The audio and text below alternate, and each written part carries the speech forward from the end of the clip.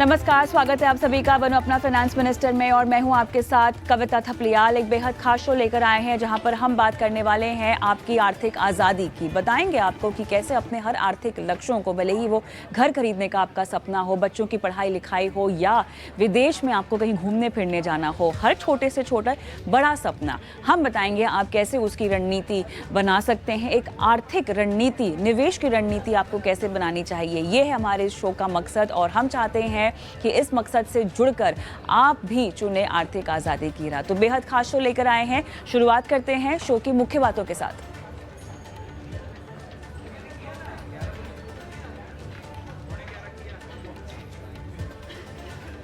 अपने पोर्टफोलियो को आप कैसे दे सकते हैं ग्लोबल टच, जो आज हमारे शो की सबसे बड़ी पेशकश है। हम आपको बताएंगे कि कैसे अगर आप विदेशी बाजार में निवेश करना चाहते हैं, भले ही शेयर्स के जरिए या म्यूचुअल फंड के जरिए, किस तरह का रास्ता आपको अपनाना चाहिए। म्यूचुअल फंड्स आपको कैसे विकल्प देते हैं अंतर्राष्ट्रीय बाजार में निवेश करने को लेकर, और विदेशी बाजार से कैसे पाए बम्पर रिटर्न, ये होगा हमारे शो में आज खास।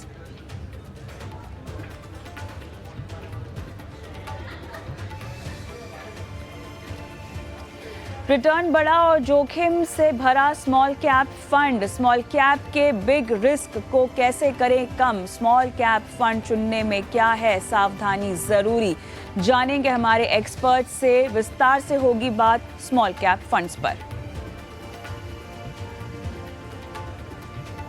साथ ही आपको बताएंगे कैसे बनाएं एक संतुलित पोर्टफोलियो। निवेश, insurance, credit card, loan, tax से जुड़ा सवाल पूछना चाहते हैं तो अपने सवाल को आप हमें व्हाट्सएप कर सकते हैं। नंबर आपकी स्क्रीन पे फ्लैश हो रहा है। और साथ ही अपने सवाल आप हमें सोशल मीडिया के तमाम प्लेटफॉर्म्स पर भी भेज सकते हैं, स्पेशली यूट्यूब पर जहां पर हम लाइव हैं इस वक्त और आपके सवालों के जवाब आपको दे रहे हैं। अगर आप भी म्यूचुअल फंड का नाम डालिए, सवाल पूछिए और हम हमारे एक्सपर्ट पैनल से आपके सवालों के जवाब आपको दिलवाएंगे।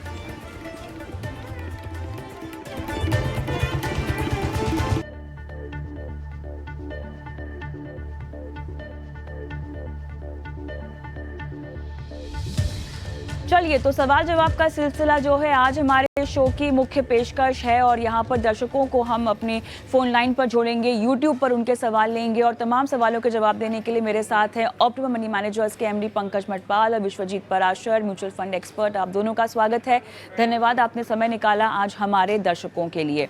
और इस बीच हमारे साथ हमारे पहले दर्शक भी जुड़ गए हैं, कल्याण घोष। और चलिए इनके सवाल से शुरुआत करते हैं और देखते हैं कि ये किस तरह से हमारी सहायता चाहते हैं। कल्याण नमस्कार, कहाँ से बोल रहे हैं सर? नमस्ते मैम। जी कल्याण नमस्ते, मुझे आपकी आवाज आ रही है। कहाँ से बोल रहे हैं? नमस्ते मैम, मैं वेस्ट बंगाल से बोल रहा हूँ। वेस्ट बंगाल से बोल रहे हैं, बताइए कल्याण।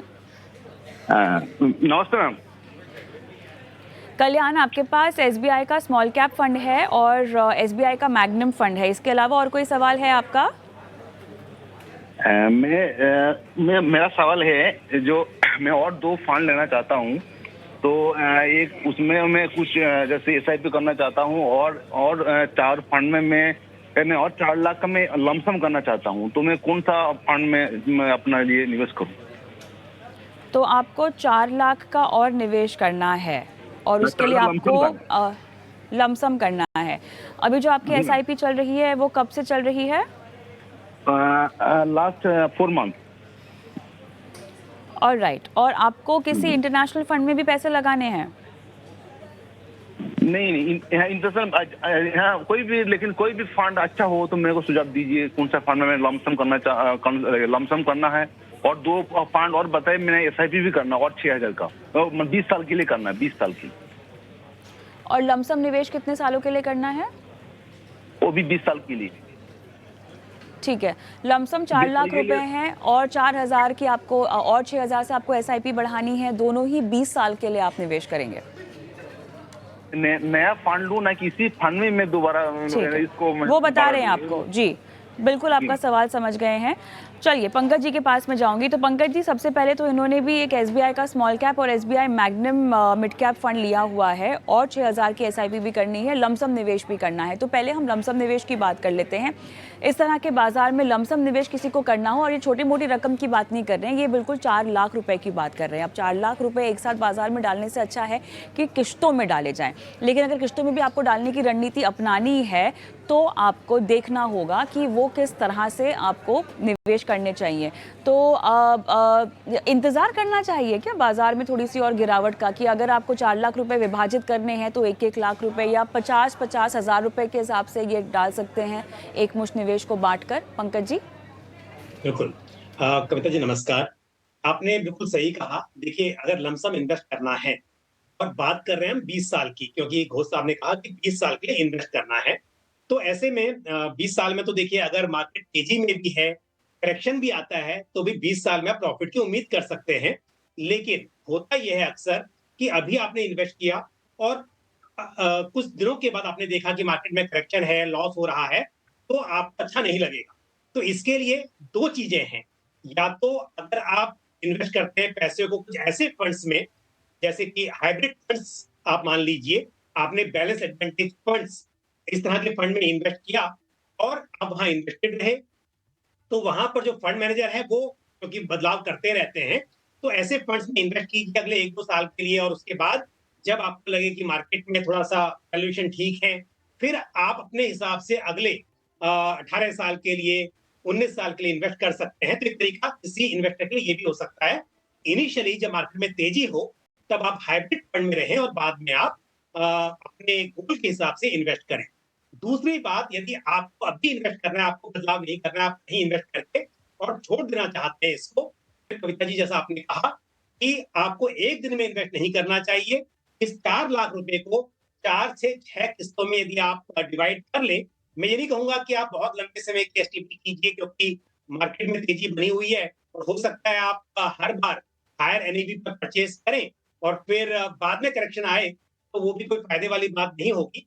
तो ऐसे में यदि 4 लाख रुपए आप बिल्कुल डिसाइड करके यहाँ पे बैठ गए हैं कि मुझे 20 साल रहना है, तो बहुत अच्छा है, फिर कोई चिंता की बात नहीं है। आप 4 से 6 इंस्टॉलमेंट में इस पैसे को डिवाइड कर लीजिए, और फिर स्कीम का भी जहां तक सवाल है, तो फिर ऐसे में क्योंकि आप एसआईपी भी करना चाह रहे हैं, तो मैं आपको 2 स्कीम और बताऊंगा, 2 ऑलरेडी आपके पोर्टफोलियो में है, और इन्हीं 4 स्कीम में आप टॉप अप कर लीजिए, उन्हीं स्कीम में आप इन्वेस्ट कीजिए और फिर आप 20 साल तक इन्वेस्टेड रहिए, वो भी आपके लिए अच्छा रहेगा। तो अब मैं बताता हूँ एसआईपी के बारे में पहले, क्योंकि आपके पास मिड कैप और स्मॉल कैप 2 कैटेगरी हैं, और जब 20 साल की बात हो तो यहाँ पर आपके पास में लार्ज कैप भी होना चाहिए, आपके पास इंटरनेशनल फंड भी होना चाहिए, इस तरह का पोर्टफोलियो हो। तो एक फंड तो मैं कहूंगा कि आप large and mid cap add कर लीजिए। आपके लिए रहेगा जैसे Motilal Oswal large and mid cap fund, इस फंड को शामिल कीजिए।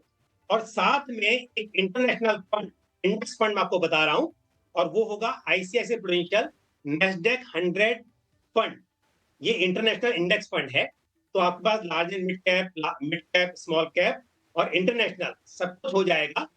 और जो मैंने कहा 4 लाख, उसको भी आपको इन चारों फंड्स में डिवाइड करना है, 1 लाख ईच कर लीजिए। बट बस यही तय कीजिए कि एक दिन में करने के बजाय 4 से 6 किस्तों में आपको इसे इन्वेस्ट करना है। कल्याण, क्या आपको और कोई सवाल पूछना है? पंकज जी ने आपको जो सलाह दी है उसमें आपको एक large and mid cap fund जो है रेकमेंड किया जा रहा है, Motilal Oswal large and mid cap. Full frame में दिखाइए, ये फंड्स के नाम दिखाई नहीं दे रहे डायरेक्टर साहब, आप फुल फ्रेम में दिखाइए। और आपको आईसीआईसीआई प्रू का नैस्डैक 100 इंडेक्स 50 भी दिखाई दे रहा, रिकमेंड किया जा रहा है, जिसमें आपको निवेश करने की सलाह दी जा रही है। 2 फंड्स है और इसी में आपको चरणों में अपना लमसम निवेश भी करना होगा। और कोई सवाल है आपका कल्याण? जी मैम, मैं पूछ रहा था जी, आईसीआईसीआई ब्लू चिप फंड कैसा रहेगा? आईसीआईसीआई ब्लू चिप फंड, ये भी लार्ज फंड है मैडम। आपको एक और लार्ज कैप फंड अपने पोर्टफोलियो में ऐड करना है। पंकज जी, क्या सलाह होगी? देखिए, क्योंकि आप बात कर रहे हैं 20 साल की, तो मैं ऐसे में आपको, फंड तो बहुत अच्छा है, ICICI prudential blue chip fund बहुत अच्छा फंड है, बट बात हो रही है 20 साल की, इसलिए मैंने आपको ऐसा फंड दिया है जहां पर लार्ज और मिड कैप दोनों ही रहेगा। तो 20 साल के हिसाब से मुझे लगता है वो फंड ज़्यादा सूटेबल होगा। लेकिन यदि आप चाहते हैं इस वक़्त कि पोर्टफोलियो में कम उतार-चढ़ाव की संभावना रहे, तो आप ऐसा भी कर सकते हैं कि ICICI prudential blue chip fund को ऐड कर सकते हैं, कोई उसमें बुराई नहीं है। आगे बढ़ते हैं और मेरे ख्याल से एक यूट्यूब के हमारे दर्शक हैं जिनका सवाल मैं लेना चाहूँगी। तमन्ना का सवाल हम यहाँ पे लेंगे। तमन्ना का सवाल मेरे ख्याल से विश्वजीत जी के पास है। ऑलराइट, तो White Oak Capital flexi cap है इनके पास, आदित्य बिरला का मल्टी कैप है, बंधन मल्टी कैप है, एचडीएफसी मल्टी कैप है, बंधन स्टर्लिंग फंड है। विश्वजीत जी, ये हैं इनके फंड्स और 10,000 की एसआईपी ये कर रही हैं। 5 साल तक एसआईपी करने का इनका मन है और कह रही हैं कि 10% तक अपनी एसआईपी स्टेप अप भी करेंगी, सालाना बढ़ा सकती हैं। तो flexi cap, multi cap, 2 multi cap है, 3 मल्टी कैप है इनफैक्ट, और इन्होंने एक बंधन स्टर्लिंग वैल्यू फंड भी डाल रखा है। क्लियरली डाइवर्सिफिकेशन के लिहाज से अच्छा, मल्टी कैप फंड में तो हम सब जानते हैं कि तय सीमा तक ही आप लार्ज मिड कैप और स्मॉल कैप में निवेश कर सकते हैं। तो हम ये 3 जो मल्टी कैप फंड देख रहे हैं, इन तीनों की रणनीति कितनी अलग होगी एक दूसरे से? लार्ज कैप में तो खैर निवेश बहुत रिपीट हो ही सकता है, लेकिन मिड कैप स्मॉल कैप को लेके कितना वेल डाइवर्सिफाइड है इन तीनों फंड्स का यूनिवर्स, अगर समझना हो मुझे तो?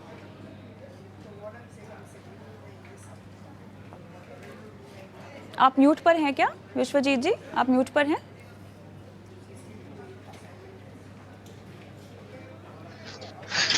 मेरी आवाज आ रही है कविता जी आपको? जी, अब आ रही है आपकी आवाज, बोलिए sir. Sorry for the inconvenience. Kavita ji, ये जो 4 फंड में अगर 3 मल्टी कैप फंड है तो बहुत हद तक चांसेस है कि उसमें ओवरलैप होगा। तो इसमें कोई दो राय नहीं है, और चारों में से 3 मल्टी कैप फंड होने का कोई बहुत ज्यादा लाभ भी नहीं होगा। तो इसलिए डाइवर्सिफाई करने का एक अच्छा अक्लमंदी रहेगी। हालांकि मल्टी कैप में अपने आप एक ऑटोमेटिक डाइवर्सिफिकेशन होता है, जिसमें कि 25% लार्ज कैप, 25 मिड कैप और 25 स्मॉल कैप, और जो बाकी का 25% होता है वो फंड मैनेजर का डिस्क्रिशन होता है। ज्यादातर इस मार्केट को देखते हुए वो लार्ज कैप में ही होता है। तो मेरे हिसाब से इनको थोड़ा सा पोर्टफोलियो डाइवर्सिफाई करना चाहिए, और इसकी मल्टी कैप के अलावा भी फ्लेक्सी कैप या किसी प्योर लार्ज कैप या large and mid cap fund में निवेश करना चाहिए, जिससे कि इनको अलग फंड्स का, अलग स्टॉक्स का डाइवर्सिफिकेशन मिलेगा और बेनिफिट मिलेगा, और इससे रिस्क भी थोड़ा सा कम हो जाएगा। जहां तक का इनका गोल का सवाल है कविता जी, इन्होंने 5 साल में 10,000 रुपए की एसआईपी कर रही हैं, तो उसका अगर हम 12% का सीएजीआर लेके चले तो करीब करीब 9,84,000 रुपए बनता है। लेकिन अगर वही हम टाइम होराइजन 10 साल का बढ़ा दें तो ये करीब करीब 33,74,000 बढ़ जाता है। तो ऑलमोस्ट 3 गुना बढ़ जाता है अगर हम 5 साल का टाइम होराइजन बढ़ाते हैं। और जहां तक कि इनका लक्ष्य अगर 1 करोड़ का 15 साल में, तो करीब करीब 21,000 की एसआईपी इनको चाहिए होगी, तब जाके ये अपने लक्ष्य के करीब पहुंच पाएंगे। तो जो पोर्टफोलियो है इनके फंड्स ठीक है, बट मैं इनको कहूंगा कि दोबारा से रिबिल्ड करें। इनकी जगह 2 मल्टी कैप की जगह एक HDFC large and mid cap fund लें, और एक पारंपरिक फ्लेक्सी कैप फंड लें। तो इस तरीके से अगर ये डाइवर्सिफिकेशन होगा तो फंड का एलोकेशन भी सही हो जाएगा, रिस्क भी कम हो जाएगा, और रिटर्न्स का पोटेंशियल भी बढ़ जाएगा। डाइवर्सिफिकेशन एक ऐसा महत्व है जो आपको समझना चाहिए, न सिर्फ आपको किसी भी फंड के रिटर्न्स को देखकर और जिस तरह से उसने बीते साल में परफॉर्म किया है वो परफॉर्मेंस को देखकर नहीं जाना चाहिए, बल्कि अगर आप एक ही कैटेगरी के मल्टीपल फंड्स डाल रहे हैं तो आपको समझना चाहिए, देखना चाहिए कि उस फंड के पोर्टफोलियो में किस तरह के स्टॉक्स हैं। फंड मैनेजर की रणनीति को लेकर थोड़ी सी पढ़ाई लिखाई आपको करनी चाहिए, ताकि आपको क्लैरिटी हो और समझ में आए कि आपका पैसा रिपीटेड निवेश में नहीं लग रहा है। क्योंकि ऐसा नहीं है कि अगर आपने ज़्यादा फंड्स इकट्ठा कर लिए तो आपका रिटर्न भी ज़्यादा हो जाएगा। आगे बढ़ते हैं और फोन लाइन पर रंजना है मेरे साथ। रंजना, हाय, गुड इवनिंग। थैंक्स फॉर अपने सवाल अपनी फैमिली किया। मैं thank you so much Ranjana. आप कहाँ से बोल रहे हो? आपकी आवाज़ थोड़ी सी कट रही है रंजना, कहाँ से बोल रहे हो आप? रंजना, मैं चाहती हूँ कि हम, कहाँ से बोल रही हैं? यूपी इलाहाबाद। इलाहाबाद से बोल रही हैं। तो हाँ जी, आपने मुझे कुछ फंड्स के नाम दिए हैं, 6 फंड्स के नाम दिए हैं आपने, सब में आप निवेश कर रही हैं। 2,000 से लेके 2,500 रुपये तक की एसआईपी, 13,000 है ये कुल महीना। कितना साल तक आप निवेश करना चाहती हैं रंजना? और मुझे वही मेरी डॉटर के लिए 3 साल बाद फंड चाहिए और 1 साल बाद हाउस के लिए चाहिए। रंजना, आपकी आवाज़ ना क्लियर नहीं है। मैं एक काम करती हूँ, मैं आपका सवाल लेके हमारे एक्सपर्ट के पास जाती हूँ और साथ ही हम आपको वापस से कॉल करेंगे, आप वापस से कनेक्ट हो जाइएगा। ये रंजना कनेक्ट हो जाए तो मुझे बता दीजिएगा, हम इनसे बात करेंगे। पंकज जी, मैं आपके पास आना चाहती हूँ, थोड़ी सी क्लैरिटी मुझे लेनी है इनके पोर्टफोलियो पे, लेकिन मुझे आवाज़ नहीं आ रही है, तो हम वापस इनको कॉल कर रहे हैं। तो आदित्य बिरला सन लाइफ फ्लेक्सी कैप है इनके पास, निपॉन इंडिया का फोकस्ड इक्विटी है। पंकज जी को दिखाइएगा। फ्रैंकलिन इंडिया फ्लेक्सी कैप है, मिडर एसेट इमर्जिंग ब्लू चिप है, पराग पारिक का फ्लेक्सी कैप है और क्वांट का स्मॉल कैप है। और फिलहाल जो ये एसआईपी कर रही हैं 13,000 की है। कुछ और मेरे ख्याल से उन्होंने अपनी बेटी की पढ़ाई लिखाई के लिए शायद, या शादी के लिए शायद कुछ गोल इकट्ठा किया हुआ है, जो हमें पता चलेगा। लेकिन कुछ फंड्स मेरे ख्याल से, एक फ्रैंकलिन इंडिया का फ्लेक्सी कैप, ये फंड कैसे परफॉर्म कर रहा है बीते दिनों से? कविता, परफॉर्मेंस अच्छी है। फ्लेक्सी कैप कैटेगरी में इस फंड की अच्छी परफॉर्मेंस है और इनके पोर्टफोलियो में जो फंड्स है सभी अच्छे हैं। लेकिन जब ये बात कर रही थी तो हालांकि एक सुनने में आया बस कि बच्चे की एजुकेशन और 3 साल की डॉटर है, फिर घर लेना है, कुछ ऐसा सुनने को आ रहा था। तो ये फंड अच्छे हैं, तब अच्छे हैं जब आपका पोर्टफोलियो या आपका जो हराइजन है इन्वेस्टमेंट का, वो 15-20 साल के लिए हो, तो बेशक ये अच्छे सुटेबल फंड्स हैं आपके लिए। लेकिन फंड्स अच्छे होने के बाद भी यदि आप चाहती हैं कि 3 साल 4 साल के बाद आपको पैसे विड्रॉ करने हो घर लेने के लिए, तो शायद फिर ये पोर्टफोलियो सुटेबल नहीं होगा। तो कविता, ये बहुत ही इंपॉर्टेंट है। अगर ये बात मालूम चल जाए कि ये कितने समय के लिए इन्वेस्ट करना चाहती हैं, तो मैं इन्हें बिल्कुल बता पाऊंगा कि क्या बदलाव करने चाहिए। यदि फोन लाइन कनेक्ट हो गई हो तो आप पूछिए प्लीज, कितने समय के लिए इन्हें इन्वेस्टेड रहना है। करने की हम कोशिश कर ही रहे हैं, एक बार बात हो जाए तो क्लैरिटी मिल जाएगी, क्योंकि बहुत ज़रूरी है अगर आप इस तरह का लंबी अवधि का कोई पोर्टफोलियो बनाना चाहती हैं तो जानना ज़रूरी होगा कि किस तरह से आपको इन फंड्स की ज़रूरत होगी। और रंजना फ़ोन लाइन पर जुड़ भी गई है मेरे साथ। रंजना, आप मुझे लक्ष्य बता रही थी जिनके लिए आपने ये एसआईपी शुरू की है, तो बच्चों की पढ़ाई लिखाई, बेटी की पढ़ाई या शादी का कुछ लक्ष्य था आपका? क्या कह रही थी आप? पढ़ाई का कंप्लीट हो गया मैम। अच्छा, बेटी की शादी और हाउस के लिए। तो मुझे आप कोई टाइमलाइन दे सकती हैं कि कितने सालों का समय होगा आपके लिए फिर?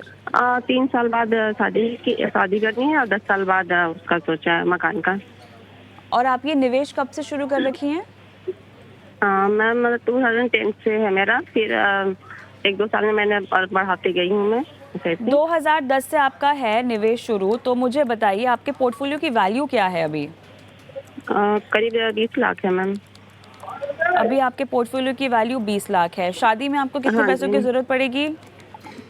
मैम करीब 15 लाख की आपको जरूरत पड़ेगी। और उसके बाद आपने एक और लक्ष्य बोला था, घर खरीदने का। घर खरीदना तो शादी तो 3 साल के बाद है ना रंजना जी? हाँ जी। तो और उसके 10 साल के बाद आपको घर खरीदना है। घर खरीदने की घर की वैल्यू कितनी होगी रंजना जी? मैम वही 80 लाख से 1 करोड़ तो हो जाएगा। तो आपको निवेश बढ़ाना होगा। अगर घर की हम बात करें तो आप कितना निवेश बढ़ा पाएंगी? 3 से 4 हजार बढ़ा दूंगी मैम पर मंथ। 3 से 4 हज़ार पर मंथ। अच्छा, एक और चीज़ रंजना जी, अब देखिए 20 लाख रुपए आपको बेटी की शादी के लिए चाहिए। अब अगर इसी 20 लाख में से आपको 15 लाख रुपए चाहिए तो बहुत ज़रूरी होगा कि इस पैसे को इक्विटी में से निकाल के डेट में धीरे धीरे ट्रांसफ़र कर दिया जाए, क्योंकि ये अब आपका जो लक्ष्य है केवल 3 साल दूर ही है। ठीक है, वैसे तो पंकज जी आपको रणनीति देंगे ही देंगे, लेकिन क्या आपके पास बेटी की शादी के लिए और भी कोई प्रबंध है पैसे का कि इसी निवेश को तोड़ना होगा? 6 लाख है मेरे पास एक्स्ट्रा। क्या कह रही हैं? आपकी आवाज़ कट गई। मेरे पास 6 लाख एक्स्ट्रा है और कहीं 6 लाख एक्स्ट्रा है। ठीक है, वो निवेशित है कहीं पर? हाँ जी मैम। वो कहाँ निवेश है? मैम वो तो 2 हमने डॉटर का वन टाइम इन्वेस्टमेंट किया है म्यूचुअल फंड में, और बाकी 2 लाख की एफडी होगी, 2-3 लाख की। तो वो कुल मिला के एफडी और म्यूचुअल फंड मिला के 6 लाख रुपए आपके पास है जो फ्री पड़ा हुआ है ना? हाँ जी, हाँ जी। चलिए ठीक है, ऑलराइट। तो पंकज जी, मैंने आपको सारी सामग्री दे दी है, अब आपको बताना है कि ये कैसे आगे बढ़े हैं। कविता, बिल्कुल भी सामग्री पूरी मिली है और ये क्वेश्चन बड़ा इंपॉर्टेंट हो गया है। देखिए 15 लाख रुपए में से क्योंकि 10 लाख चाहिए अगर शादी के लिए, तो पैसा कम बचता है आगे के लिए जो दूसरा गोल है घर लेने का। लेकिन हाँ, आपने कहा कि 6 लाख रुपए और भी हैं, तो पहली बात तो ये है कि इन्वेस्टमेंट को बढ़ाना होगा इस वक्त पर भी, और समय के साथ, क्योंकि आप बात करें दूसरे गोल के लिए 10 साल हैं, तो आप बिल्कुल टाइम टू टाइम अपनी इन्वेस्टमेंट को बढ़ाते रहें, ताकि आप घर लेने के लिए भी अच्छी राशि इकट्ठा कर सकें। लेकिन फिलहाल जैसा कविता आपने कहा, बिल्कुल सहमत हूँ आपकी बात से, कि यदि 3 साल के बाद पैसे विथड्रॉ करने हैं, तो अब आपको इक्विटी से डेट की तरफ या फिर कुछ हाइब्रिड फंड्स की तरफ बढ़ना चाहिए, आपको स्विच करना चाहिए। क्योंकि यदि आप इक्विटी में इन्वेस्टेड रहेंगी रंजना जी, और मार्केट में थोड़ा भी करेक्शन आता है, तो फिर आपको नुकसान हो सकता है, क्योंकि अल्टीमेटली 3 साल के बाद आपको पैसे विथड्रॉ करने ही हैं। जहाँ पर लंबा समय होता है तो टेंशन नहीं है, आप इन्वेस्टेड रह सकती हैं, लेकिन क्योंकि 3 साल के बाद ज़रूरत है, तो आपको सिस्टमैटिकली स्विच करना चाहिए। आप यहाँ से इक्विटी से डेट में, या फिर कुछ कंजर्वेटिव हाइब्रिड फंड्स, या फिर थोड़ा भी आप ये भी करें रिस्क मिले तो बैलेंस एडवांटेज फंड्स या बैलेंस हाइब्रिड फंड, इस तरह से आपको स्विच करना चाहिए। एक बात बहुत इंपॉर्टेंट है कि आपने पोर्टफोलियो में 3 फ्लेक्सी कैप फंड इंक्लूड किए हुए हैं, साथ में एक फोकस इक्विटी फंड है, वो भी फ्लेक्सी कैप फंड की जैसा ही है। तो आपका जो पोर्टफोलियो है, इसमें जो एलोकेशन है, वो थोड़ा ठीक नहीं है मेरे हिसाब से। थोड़े से बदलाव के लिए मैं आपको राय दूंगा। एक तो क्या कीजिए, यहाँ से जैसा मैंने भी कहा कि डेट में और बैलेंस एडवांटेज फंड में आप स्विच कीजिए। तो निप्पॉन इंडिया फोकस फंड है आपके पास, आपके पास में उसके अलावा आदित्य बिरला सन लाइफ फ्लेक्सी कैप फंड है, और पराग पारिक फ्लेक्सी कैप में आप रहिए, Franklin India flexi cap fund है यहाँ। इन तीनों में से आप क्या कीजिए, तो टोटल वैल्यू हुई है उसको आप इनके ही बैलेंस एडवांटेज फंड में, या फिर banking and PSU debt fund में आप स्विच कीजिए पैसे को। और जो एसआईपी है, वो एसआईपी भी आप रोक दीजिए इनमें। और निप्पॉन इंडिया में आप कीजिए ग्रोथ फंड में एसआईपी लॉन्ग टर्म के लिए, क्योंकि लमसम पैसा है वो काम आएगा शादी के लिए, एसआईपी होगी वो घर के लिए होगी आगे की। तो Nippon India focus equity fund की एसआईपी होगी आप निप्पॉन इंडिया ग्रोथ फंड में। साथ ही जो आपके पास आदित्य बिरला सन लाइफ फ्लेक्सी कैप फंड है, उसमें भी आप बदलाव कर लीजिए, उसकी एसआईपी जो है मल्टी कैप में कर लीजिए आप, अच्छा रहेगा। तो ये थोड़ा सा चेंज कीजिए, ताकि लंबे समय में आपके पास में और पैसे इकट्ठा हो सके। खाली फ्लेक्सी कैप में मत रखिए, क्योंकि फ्लेक्सी कैप का जो एक्सपोजर है वो मेजरली लार्ज कैप में है इस वक्त पर, तो वहां बदलाव कीजिए। और जो हमने बात की शॉर्ट टर्म गोल के लिए, उसके लिए आप जो लमसम इकट्ठा हो गया है, उसे आप स्विच कीजिए डेट में और हाइब्रिड फंड्स में।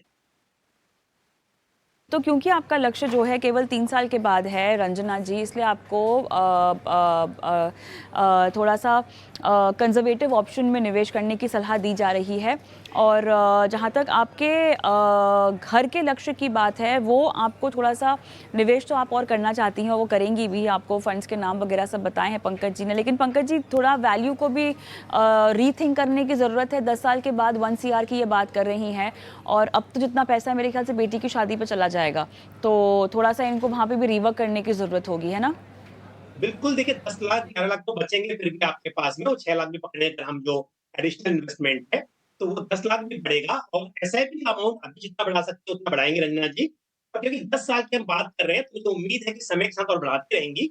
तो मुझे उम्मीद है कि 80 लाख 1 करोड़ जो भी इकट्ठा हो पाएगा वो बिल्कुल, और बाकी तो लोन की फैसिलिटी अवेलेबल होती ही है, तो उनका घर भी बनेगा और बेटी की शादी भी होगी, डिसिप्लिन की जरूरत है। और थोड़े से बदलाव जो मैंने कहे हैं वो आप जरूर उस पर अमल कीजिए। हम उम्मीद करते हैं कि आपको सलाह समझ में आ गई हो। इन केस आप अभी पूरी सलाह नहीं सुन पाई हो, तो हम ये सारे शोज़ जो हैं यूट्यूब पर भी डालते हैं, और आपको यूट्यूब के हमारे चैनल पर जाना है, उसे ज्वाइन करना है, और साथ ही बनो अपना फाइनेंस मिनिस्टर के सारे शोज़ देखने हैं। ये जो सलाह है पंकज जी की, ये भी वहाँ पर मौजूद होगी, शो अपलोड हो जाएगा, आप वहाँ पर सलाह सुन सकते हैं। लेकिन फिलहाल मेरे को झटपट रुकना होगा एक ब्रेक के लिए, क्योंकि विश्वजीत जी के लिए दर्शक रुके हुए हैं सवाल पूछने के लिए। एक मैं ब्रेक लूँगी, और ब्रेक के उस पार दर्शकों के सवालों का सिलसिला हम रखेंगे जारी। इस बीच यूट्यूब पर हमें देख रहे हैं तो अपने सवाल यूट्यूब पर भी डाल सकते हैं। म्यूचुअल फंड का नाम डालिए, अगर एसआईपी कर रहे हैं तो एसआईपी की डिटेल्स दीजिए, कितने समय तक करना चाहते हैं उसकी भी जानकारी दें, ताकि हम आपको सही और सटीक सलाह तुरंत लाइव दिला सके हमारे एक्सपर्ट्स के जरिए। मिलती हूँ ब्रेक के बाद।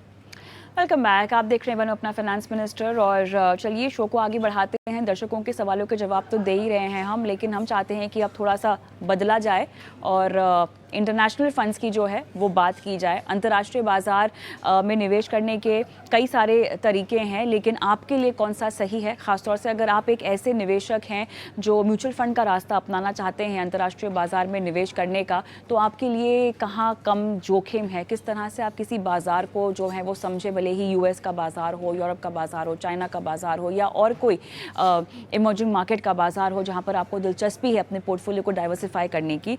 तो विश्वजीत पराशर, पंकज मटवाल मेरे साथ बने हुए हैं और दर्शक लगातार पंकज जी, विश्वजीत जी इस पर बातचीत करते रहते हैं, हमसे सवाल भी पूछते रहते हैं। कुछ चुनिंदा फेमस फंड्स हैं जो भले ही एएमसीज के प्रचार की वजह से हम कह लें या गाहे बगाहे कभी शो पर ही किसी को रेकमेंड कर दिया हो तो पकड़ लेते हैं दर्शक और बाद में उस फंड को अपने पोर्टफोलियो में डाल लेते हैं। लेकिन क्या वाकई एक अंतर्राष्ट्रीय म्यूचुअल फंड की आपको ज़रूरत है? क्या वाकई इस तरह की डाइवर्सिफिकेशन को आपको कंसिडर करना चाहिए? अगर करना भी चाहिए तो आपको कब करना चाहिए कंसिडर?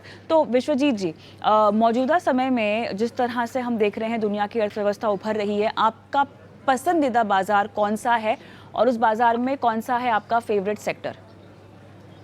बिल्कुल कविता जी, पहले तो सबसे इम्पोर्टेंट तो ये है कि हमारा देश वर्ल्ड का फास्टेस्ट ग्रोइंग इकोनॉमी है, तो डोमेस्टिक फंड्स भी बहुत अच्छे परफॉर्म कर रहे हैं बाकी विदेशी फंड्स के कंपैरिजन में। लेकिन जब भी हम इंटरनेशनल फंड्स की बात करते हैं तो ज्यादातर लोग यूएस मार्केट को इन्वेस्ट करना चाहते हैं, क्योंकि वहां पे उनको लगता है कि एक बहुत ही मैच्योर्ड मार्केट है। टेक्नोलॉजी कंपनी, जितनी भी टेक्नोलॉजी सेक्टर के फंड्स हम देखते हैं, कंपनीज देखते हैं, वो ज्यादातर यूएस में लिस्टेड हैं। तो बहुत सारे लोगों की दिलचस्पी रहती है कि वो इंटरनेशनल फंड्स के नाम पे यूएस के किसी इक्विटी फंड में या यूएस ब्लू चिप फंड में निवेश करें, ताकि उनको इंटरनेशनल एक्सपोजर भी मिल सके। और इसका एक लाभ भी है कि अगर हम ज्योग्राफिकल डाइवर्सिफिकेशन की बात करें तो हमें एक ऐसा देश देखना पड़ता है कि जो इंडिया से बिल्कुल कोरिलेशन जिसका बहुत कम हो। तो कभी मान लीजिए अगर इंडिया में रिटर्न्स अच्छे नहीं बन रहे हैं तो आपको हो सकता है वहां पे यूएस में एक अच्छे फंड में अगर आप निवेशित हैं तो रिटर्न्स अच्छे बन जाएं। और पिछले 1 डेढ़ साल में अगर हम देखें तो बहुत सारे लोग कह रहे थे कि यूएस के बाजार अभी रिसेशन की तरफ जा रहा है, लेकिन अगर हम रिटर्न्स देखें तो यूएस मार्केट ने बहुत अच्छे रिटर्न्स दिए। कंपैरिजन चाइना या और बाकी विदेशों की कंपैरिजन में यूएस की रिटर्न्स काफी अच्छी है और उनकी इकोनॉमी भी काफी स्ट्रांग है, वर्ल्ड के लीडर है। तो लोगों को बहुत जल्दी कॉन्फिडेंस बिल्ड हो जाता है और जिस तरीके की टेक्नोलॉजी कंपनीज वहां पर लिस्टेड हैं, उसकी वजह से जो रिटर्न्स बने हैं वो निवेशकों को उसका बहुत लाभ हुआ है। तो अगर लॉन्ग टर्म के लिए आप निवेश करते हैं इक्विटीज में, तो मेरे हिसाब से 5% 10% आप इंटरनेशनल एक्सपोजर ले सकते हैं डाइवर्सिफिकेशन के लिए, क्योंकि ज्योग्राफिकल डाइवर्सिफिकेशन आपको मिल जाता है और ये फंड्स आपको बहुत अच्छे रिटर्न्स भी दे सकते हैं अगर आप करीब करीब 5 साल 7 साल के लिए आप इसमें निवेशित रहते हैं। अगर बाई चांस मार्केट में कुछ फॉल आता भी है तो भी अगर आप लॉन्ग टर्म के लिए निवेश हैं तो अच्छे रिटर्न्स वहां से बन सकते हैं। कविता जी, बन तो सकते हैं, लेकिन अब ऐसा भी है कि किस तरह से और किस लेवल पर अपने पोर्टफोलियो को पहुंचाया जाए और उसके बाद आपको कंसिडर करना चाहिए अंतर्राष्ट्रीय फंड। तो पंकज जी, वो कौन सा स्टेज होता है आपके पोर्टफोलियो में जब आपको लगता है कि अब मेरा पोर्टफोलियो जो है वो विदेशी टच के लिए तैयार है? बिल्कुल, देखिए कविता, मुझे ऐसा लगता है कि हर इन्वेस्टर के पोर्टफोलियो में डाइवर्सिफिकेशन के हिसाब से इंटरनेशनल एलोकेशन होना चाहिए। अब अगर आप इन्वेस्टेड 2,000 रुपए कर रहे हैं या 5,000 रुपए कर रहे हैं, एसआईपी कर रहे हैं, तो पहले तो खैर डेफिनेटली आप इंडिया से करेंगे। इंडिया में large cap, mid cap, small cap, ये सब डाइवर्सिफिकेशन आपके पोर्टफोलियो में होना चाहिए। लेकिन उसके बाद यदि आप 10,000 की एसआईपी कर रहे हैं और उसमें अगर 1,000 या 2,000 रुपए की एसआईपी आप इंटरनेशनल फंड में कर ले, तो मेरे हिसाब से अच्छा ही रहेगा। जो कि विश्वजीत जी ने कहा अभी, तो खास वजह है, एक तो कोरिलेशन डोमेस्टिक इक्विटी का इंटरनेशनल मार्केट के साथ में, वो बहुत इंपॉर्टेंट हो जाता है। और दूसरी बात, क्योंकि मतलब कोरिलेशन से मतलब ये कई बार ऐसा होता है कि इंडिया के मार्केट नहीं अच्छा परफॉर्म कर रहे हैं, लेकिन दूसरे मार्केट जिनका कोरिलेशन थोड़ा लो है, वहां पर यदि वो अच्छा कर रहे हैं तो आपको यहाँ पर ये बेनिफिट मिलेगा। दूसरी बात ये भी है कि यूएस की अगर हम बात करें खास तौर पर, तो नंबर 1 इकोनॉमी है वर्ल्ड ओवर, और इंडिया का जो टोटल मार्केट कैपिटलाइजेशन है, वो देखा जाए, हम भले ही बात करें कि इंडिया का इक्विटी मार्केट काफी बड़ा हो गया, लेकिन जो वर्ल्ड का मार्केट कैपिटलाइजेशन है उसके आगे ये बहुत छोटा परसेंटेज है। इस हिसाब से यदि आपको इंटरनेशनल एक्सपोजर मिले और यदि हम कंपनी की भी बात करें, देखिए यदि हम बात करते हैं Amazon, Google, Microsoft, Nvidia, Netflix, तो ये सारी कंपनीज़ आपके यूएस में लिस्टेड हैं। तो बेशक किसी भी इन्वेस्टर को थोड़े डाइवर्सिफिकेशन के हिसाब से इंटरनेशनल मार्केट में एक्सपोज़र लेना चाहिए। और जो सवाल आपका था कि कब लेना चाहिए, तो जैसा मैंने कहा कि यदि आप बहुत छोटी शुरुआत कर रहे हैं, तो पहले डेफ़िनेटली इंडिया से कीजिए। लेकिन उसके बाद जैसे आपको लगे कि इंडिया में आपका थोड़ा एक्सपोज़र हो गया है फंड्स में, तो एक फंड आप ज़रूर ऐड कर लें। लेकिन यहाँ पर एक बात कविता जी मैं ज़रूर ऐड करूँगा, इन्वेस्टर्स कई बार क्या करते हैं कि फंड का पास्ट परफॉर्मेंस देख के जिस हिसाब से डोमेस्टिक फंड में करते हैं, वैसे ही इंटरनेशनल फंड भी सेलेक्ट कर लेते हैं। तो आप हमेशा ध्यान रखिए कि इंटरनेशनल मार्केट में आपके पास थीमेटिक फंड्स भी हैं, जैसे कि मिरर एसेट, एनवाईएससी, पांच प्लस। अब ये एक इंटरनेशनल थीमेटिक फंड है। लेकिन वहीं आपके पास में नैस्डैक 100 और एस&पी 500 जैसे फंड्स भी हैं, जो कि एक लार्जर मार्केट को कवर करते हैं। तो आप जब इंटरनेशनल फंड में इन्वेस्ट कर रहे हो और यूएस फंड में भी कर रहे हो, तो आप एस&पी 500 या नैस्डैक 100 से शुरुआत करें। और वो तो तब बात है, आपका पोर्टफोलियो 1 करोड़ रुपए का है, बड़ा पोर्टफोलियो है, फिर आप चाहते हैं कि एक आप थीमेटिक फंड को भी ऐड कर लें उसके अंदर, तब सोचिए आप उस तरह के फंड्स के बारे में। लेकिन इंटरनेशनल फंड में पहले मेरी राय यही होगी कि नैस्डैक 100 एंड इंडेक्स फंड या एस&पी 500 इंडेक्स फंड, इस तरह के फंड्स को आप इंक्लूड करें। ऑलराइट, चलिए, तो ये है अंतर्राष्ट्रीय फंड्स को लेकर आपकी रणनीति पर सलाह। और इस बीच हमारे साथ एक दर्शक भी जुड़ गए हैं फोन लाइन पर, अभिषेक चंद्र झा, मधुबनी बिहार से। नमस्कार अभिषेक जी, क्या हालचाल? जी अच्छा, नमस्ते। यूटीआई रिटायरमेंट फंड है, आईसीआईसीआई प्रू का टेक्नोलॉजी फंड है, कोटक का स्मॉल कैप है और PGIM India mid cap opportunity आपके पास है। सर, इन फंड्स में से आप 2022 में कह रहे हैं कि आपने निवेश की शुरुआत की है और अब तक 5,500 की आपकी एसआईपी है ना? जी। ऑलराइट, कब तक निवेश करना चाहते हैं आप इस पोर्टफोलियो में? 15 ईयर्स मैम। 15 साल। कोई कॉर्पस जो आपको इकट्ठा करना है? जी नहीं, ऐसी कोई नहीं, सही है मेरा कोई पोर्टफोलियो, कोई सही है। कोई लक्ष्य नहीं है आपका? जी नहीं। ऑलराइट, विश्वजीत जी बताइए, फंड मिक्स आपको कैसा लग रहा है? कविता जी पूछना भी चाह रही थी, तो मेरे हिसाब से आपको एक लक्ष्य अवश्य बनाना चाहिए, जिससे कि आपकी एक रणनीति तय होती है कि आप कितनी एग्रेसिवली उस गोल को अचीव करना चाहते हैं, तो किस तरीके के फंड्स का चुनाव करेंगे। जहाँ तक कि आपका इमीडिएट पोर्टफोलियो देखें, तो उसमें मेरे ख्याल में यूटीआई रिटायरमेंट फंड में तो आप बने रह सकते हैं। इसके अलावा आईसीआईसीआई प्रूडेंशियल टेक्नोलॉजी फंड है। ये एक थीमेटिक फंड है, जिसमें एक थोड़ा-सा रिस्क रहता है कि किसी तरीके से अगर इस सेक्टर में अगर मान लीजिए, जैसे अभी देख भी रहे हैं कि टेक्नोलॉजी सेक्टर में बहुत ज़्यादा राइज़ नहीं हुआ है लास्ट कुछ समय में, तो आपका पोर्टफोलियो वो एकदम से गिर भी सकता है और मतलब रिस्क रह सकता है। तो मेरे ख्याल में ओवरऑल पोर्टफोलियो में थीमेटिक फंड की आवश्यकता होती है, बट पहले एक डाइवर्सिफाइड पोर्टफोलियो बन जाए, उसके बाद आप थीमेटिक फंड को कंसीडर कर सकते हैं।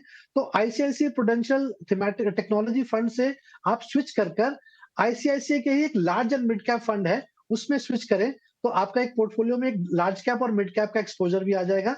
इसके अलावा आपने PGIM India mid cap fund ले रखा है, जिसकी परफॉर्मेंस काफ़ी समय से ठीक नहीं चल रही है, तो उसको भी आप स्विच करके एक अच्छा फ्लेक्सी कैप फंड ले लें, जिसमें पारंपरिक फ्लेक्सी कैप फंड का चुनाव आप कर सकते हैं। ये 2 आप बदलाव करें, तो मेरे हिसाब से एक बैलेंस्ड पोर्टफोलियो बन जाएगा, जो कि लार्ज कैप, मिड कैप और स्मॉल कैप में डाइवर्सिफाइड होगा और रिस्क भी थोड़ा-सा कम हो जाएगा।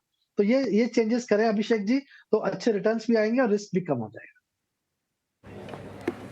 चलिए, तो ये सलाह आपको मिलती हुई। अगले दर्शक यूट्यूब से हैं सुमित, पंकज जी से सवाल पूछेंगे और इन्होंने DSP Global Innovation fund of fund, HDFC का flexi cap, ICICI Pru flexi cap, Parag Parekh का फ्लेक्सी कैप और सैमको फ्लेक्सी कैप पोर्टफोलियो में जो है वो डाल रखा है। सभी Pankaj ji flexi cap fund है पोर्टफोलियो में, 13,000 की एसआईपी, 20 साल का समय। इतने ज़्यादा फ्लेक्सी कैप पोर्टफोलियो में रखने के बाद शायद ही किसी और तरह के फंड की ज़रूरत पड़े, सब कुछ तो आ ही गया इनके पास। नहीं कविता जी, दिक्कत ये है कि फ्लेक्सी कैप फंड का जो एक्सपोजर है मेजरली लार्ज कैप में है, थोड़ा मिड कैप में है, स्मॉल कैप यहाँ पर मिसिंग है मोस्ट ऑफ द फंड्स में। उसकी वजह ये भी है कि फ्लेक्सी कैप का जो बेंचमार्क है वो यूजुअली निफ्टी 500 होता है। तो अगर निफ्टी 500 देखेंगे आप, तो लार्ज कैप एक्सपोजर ज्यादा रहेगा। तो ऐसे में स्मॉल कैप एक्सपेक्ट करना एक फ्लेक्सी कैप फंड में शायद मेरे हिसाब से ये उचित नहीं होगा। तो किसी भी वक्त पर आप देखेंगे, इस वक्त की बात नहीं, स्मॉल कैप एक्सपोजर कम मिलेगा। हमने देखा कि लास्ट 1 ईयर में स्मॉल कैप ने आउट परफॉर्म किया लार्ज कैप को, लेकिन फ्लेक्सी कैप के पोर्टफोलियो में स्मॉल कैप नहीं था अधिकतर फंड्स में, और इसीलिए फ्लेक्सी कैप के रिटर्न्स जो थे वो दूसरे फंड्स के मुकाबले काफी कम भी रहे। तो यहाँ पर ये जरूरी हो जाता है कि आप एक फ्लेक्सी कैप जरूर रखें, लेकिन साथ में आप या तो स्मॉल कैप, मिड कैप को अलग से ऐड करें, या फिर आपके पास में मल्टी कैप फंड हो, जहाँ पर एक गारंटीड है कि मिनिमम 25% उस स्कीम के टोटल एसेट का हर तरह के मार्केट कैप में एलोकेटेड रहेगा। तो ये जरूरी है।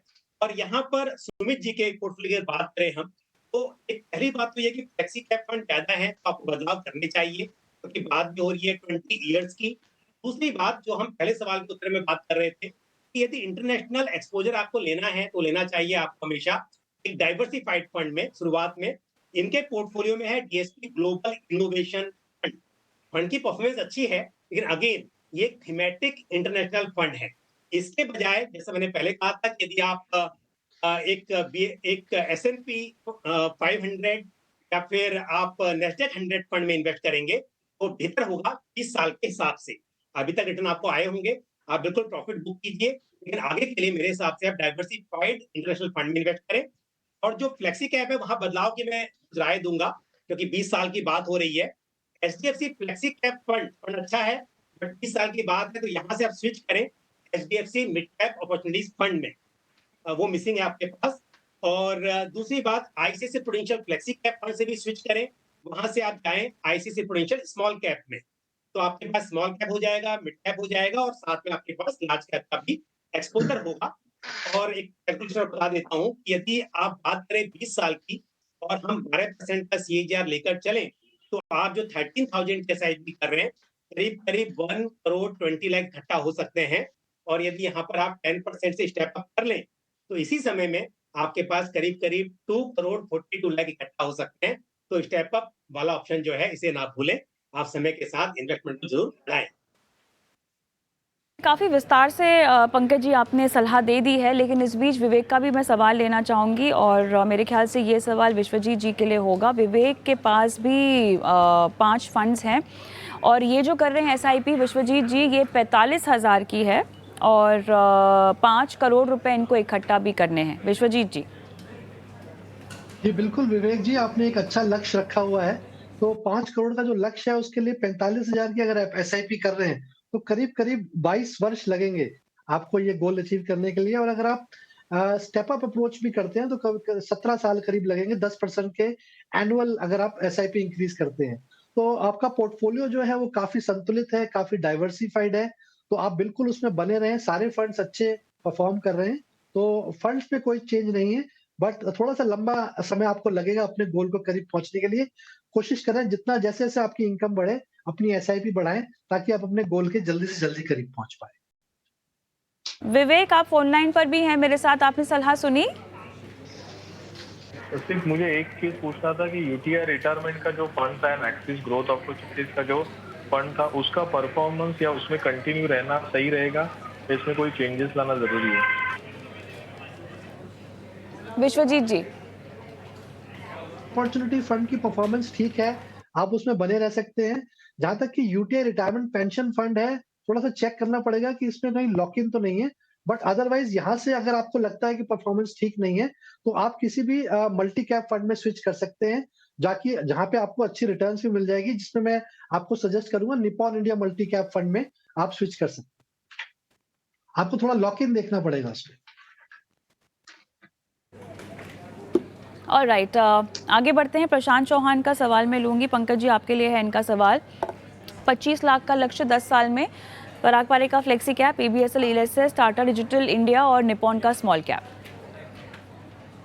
देखिए कविता जी, फंड्स अच्छे हैं, इसमें कोई दो राय नहीं है, बट अगेन मैं कहूंगा कि यहाँ पर जब बात हो रही है बहुत लॉन्ग टर्म की, देखिए थीमेटिक फंड, सेक्टरल फंड, ये आपके सैटेलाइट पोर्टफोलियो में होने चाहिए। हर इन्वेस्टर जिनको मार्केट की समझ है वो ऐसा कर सकते हैं कि कोर पोर्टफोलियो जो आपके गोल्स के साथ अलाइंड हो, साथ में आपको कुछ शॉर्ट टर्म में पैसा बनाना है, आपको मालूम है कि सेक्टर अच्छा परफॉर्म कर रहे हैं, तब आप वहां पर इन्वेस्ट कर सकते हैं। पर ये जो सवाल है, मुझे लगता है 20 साल के हिसाब से इन्हें टाटा डिजिटल इंडिया फंड से एग्जिट करना चाहिए, वहां से एसआईपी बंद करनी चाहिए और उसकी बजाय टाटा का ही मिड कैप फंड, क्योंकि मिड कैप इनके पोर्टफोलियो में नहीं है, तो टाटा मिड कैप फंड में ये स्विच करें, एसआईपी आगे वहां करें और उस टाटा मिड कैप फंड में भी टेक्नोलॉजी सेक्टर का एक्सपोजर है, तो ये इनके लिए बेहतर होगा। और साथ ही Nippon India small cap fund में एसआईपी का जो अमाउंट है उसे कम करें और उसके बजाय पारंपरिक फ्लेक्सी कैप फंड में थोड़ा बढ़ाएं। ये थोड़ा बदलाव करना चाहिए, क्योंकि हम लॉन्ग टर्म की अगर बात कर रहे हैं तो आपके पोर्टफोलियो में डाइवर्सिफिकेशन और जो एलोकेशन है वो सही रहना चाहिए। तो ये बदलाव इन्हें मैं सजेस्ट करूंगा। दूसरी बात जो टारगेट को लेकर है कि 10 साल में 25 लाख रुपए इकट्ठा करने हैं, तो देखिए यहाँ पर यदि हम 12% का सीएजीआर लेकर चलते हैं कविता जी, तो 10 साल में करीब 12 लाख बन सकते हैं।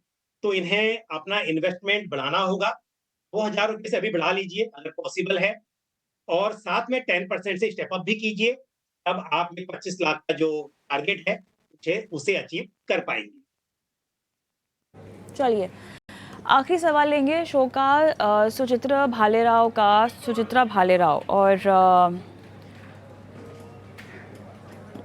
20,000 की इनको एसआईपी करनी है, 15 साल में इनको इकट्ठा करने हैं 1 करोड़ रुपए और उसी के लिए ये फंड्स चाहती हैं। विश्वजीत जी। जी बिल्कुल, 15 साल में 1 करोड़ का गोल है और 20,000 की एसआईपी से 21,000 की एसआईपी बनती है वैसे, तो मेरे ख्याल में आराम से ये गोल अचीव हो जाना चाहिए।